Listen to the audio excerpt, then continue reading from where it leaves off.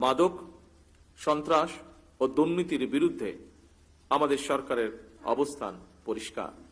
বিশেষ করে cyber bullying এর মাধ্যমে নারীদের জন্য অশান্তির কারণ হয়ে দাঁড়িয়েছে সাইবার বুলিং।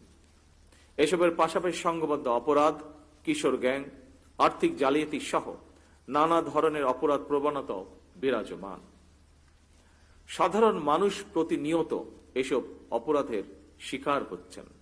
দেশে মাদক এবং অনলাইন জুয়ার ব্যাপারেও জনমনে উদ্বেগ রয়েছে।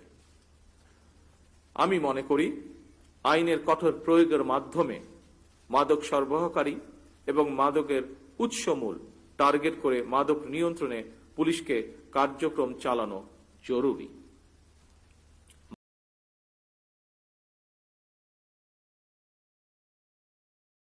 মাদক, সন্ত্রাস ও দুর্নীতির বিরুদ্ধে আমাদের সরকারের অবস্থান পরিষ্কার। আমরা এ সকলের সাথে কম্প্রোমাইজ করতে চাই না।